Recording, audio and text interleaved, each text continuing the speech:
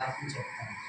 అపోస్తల కార్యాలు 17వ అధ్యాయంలో 26వ వచనంలో ఒక మంచి మాట రాయబడింది. ఏంటంటే, మరియు యావత్ భూమి మీద కాపురముండుటకు ఆయన ఒకని నుండి ప్రతి జాతి మనుషులను సృష్టించి అని.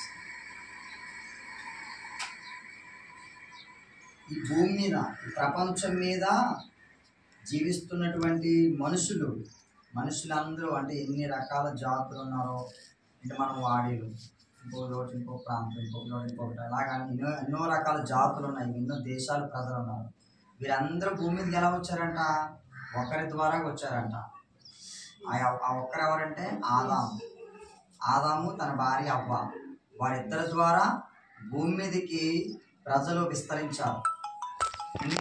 ఇప్పుడు మీరు అందరూ ఉన్నారు, మీరు చాలా పెద్దవాళ్ళు.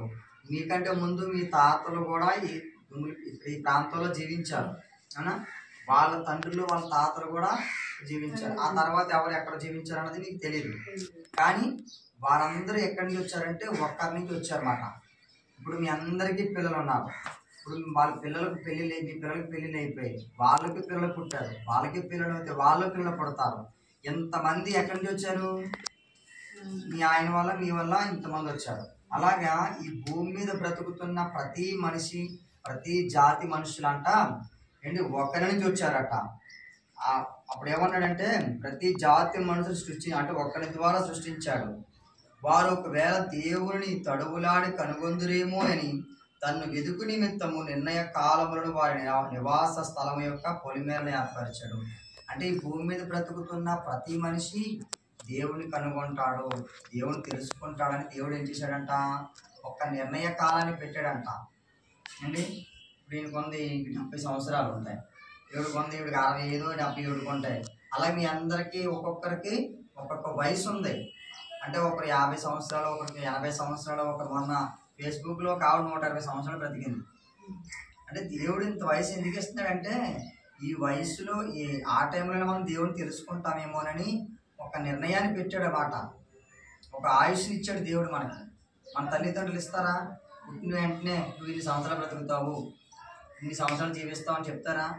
ఎవరు చెప్పలేరు, మీరు చెప్పలేరు అవునా? మీ పిల్లలు పుట్టారు, వాళ్ళకి మీరు చెప్పగలరా? ఇదిగో మీరు ఇన్ని సంవత్సరాలు భూమి మీద బ్రతుకుతారు, తర్వాత చనిపోతారని చెప్తారా? ఎవరికి తెలియదు కదా ఎవరికి. కానీ దేవుడికి తెలుసు.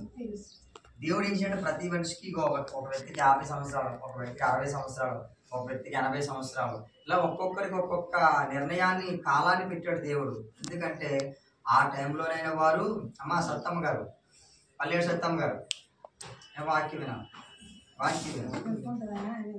ఇలా దేవుడు ఏం చేయాలంటే ప్రతి ఒక్కరికి ఆయుష్ ఇచ్చాడు దేవుడు. ఎందుకు ఇచ్చాడంటే మనం దేవుడిని తెలుసుకోవాలని. దేవుడు మనకు ఆరోగ్యం ఇచ్చాడు. మీకు చిన్నప్పటి నుంచి ఎప్పటికీ ఎవ్వరికి ఏ రోగం రాలేదా? వచ్చింది అవునా? మీ కాలంలో డాక్టర్ దగ్గరికి వెళ్ళేవాళ్ళు కాదు, అయినా తగ్గిపోయేది. ఇప్పుడు మా కాలంలో మేము డాక్టర్ దగ్గరికి వెళ్తాం, ఎన్నో ఒకటి తగ్గుతో ఒకటి తగ్గవు. ఏదేమైనా దేవుడు ఏం చేస్తాడు, మన అందరినీ కూడా స్వస్థపరుస్తాడు. దేవుడే మనల్ని కాపాడుతున్నాడు. ఎందుకంటే మనం ఎప్పటికైనా దేవుడు తెలుసుకుంటామేమో అని, ఆ దేవుడు ఎవరో మనం కనుగొంటామని దేవుడు మనకు ఒక నిర్ణయ కాలాన్ని పెట్టాడు అన్నమాట. కాబట్టి ఇప్పుడు మనం రోడ్డు మీద చాలామంది బట్టలు లేకుండా, తర్వాత అడుక్కునే వాళ్ళు ఎంతోమంది ఉన్నారు కదా.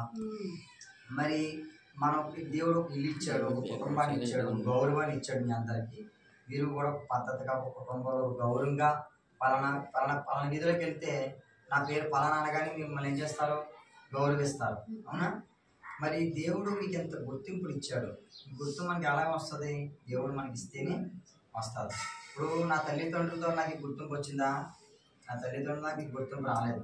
దేవుడు నాకు ఏం చేశాడు? ఒక గుర్తింపుని ఇచ్చాడు. ఒక సేవకుడిగా దేవుడు నాకు గుర్తింపునిచ్చాడు. అలాగే ఏంటంటే ప్రతి ఒక్కరికి కూడా దేవుడే అందరికీ గుర్తింపునిస్తాడు. కాబట్టి మనం ఎప్పటికైనా కూడా తండ్రి, దేవా అని మనం తలుచుకుంటే చాలండి, ఆయన వెంటనే మన దగ్గరికి వచ్చేస్తాడట. ఇలా హత్తుకుంటాడట. మనం ఏ కష్టంలో ఉన్నా, ఏ బాధలో ఉన్నా, ఏ ఇబ్బందుల్లో ఉన్నా వెంటనే ప్రేమిస్తాడు దేవుడు. ఆయన ఇప్పుడు కూడా అమ్మ నువ్వు మందిరానికి రాలేదు కదా, నువ్వంటే నాకు ఇష్టం లేదని చెప్పడు. ఆయన మందిరానికి రాకపోయినా ఆయన ఏం చేస్తాడు? దేవా, తండ్రి అనగానే వెంటనే ఆయన మనం ప్రేమిస్తాడు. మనం దేవుడు తెలుసుకోవాలని దేవుడు ఒక ఆయుష్ని ఇచ్చాడు. మనం ఎప్పుడు చనిపోతాం మనకు తెలియదు.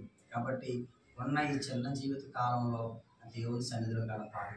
ఆ ఆ దేవుడిని తెలుసుకోవాలని ఒక మంచి నిర్ణయం తీసుకోవాలమ్మా. దేవుడు ఖచ్చితంగా మీరు తీసుకున్న నిర్ణయం వల్ల మీ పిల్లలు బాగుంటారు. మీ పిల్లలు ఎలా ఉన్నారో మీకు తెలుసు. వాళ్ళు ఆశీర్వదించబడతారు, వాళ్ళు దీవించబడతారు. కాబట్టి ఇప్పుడు ఈరోజు మీ అందరికీ ఎందుకు పెడుతున్నాం, రేపు పొద్దున్న దేవుడు మా పిల్లలు కరుణిస్తాడని అండి. కొంతమంది సహాయం చేస్తున్నారు, దేవుడు వారిని కూడా దేవుడు కరుణిస్తాడు. అలాగేంటంటే ఒకరి ద్వారా ఒకరు మనం ఇచ్చిన సహకారం చేసుకుంటే దేవుడు ప్రతి ఒక్కరిని కాపాడతాడు. మీరు ఒక నిర్ణయం తీసుకోండి, దేవుడితో అడగండి, ప్రభా ఇవ్వ నాకు నా పిల్లల పరిస్థితి బాగాలేవు ప్రభా, వారి బ్రతుకులు బాగాలేవు ప్రభా, మేము ఎలాగో బ్రతికేసాం, మరి మా వయసు అయిపోయింది, మరి మా పిల్లలు ఉన్నారు, వాళ్ళనైనా నువ్వు కనికరించు, వాళ్ళ మీద నీ దయ చూపించు ప్రభా, ఇగో నువ్వు గొప్ప దేవుడు అంట, ఇలా పాస్ట్గా చెప్పారని చిన్న మనసులో అనుకోండి చాలు. వెంటనే మీ పిల్లల విషయంలో దేవుడు కార్యం చేస్తాడు, వెంటనే చేస్తాడు. కాబట్టి దేవుడు నమ్మదగిన వాడు, గొప్ప దేవుడు, ఆయన ప్రేమించే దేవుడు. ఓకేనమ్మా, దేవుడి మీద మీరు ఉండండి. చిన్న ప్రార్థన చేస్తాను.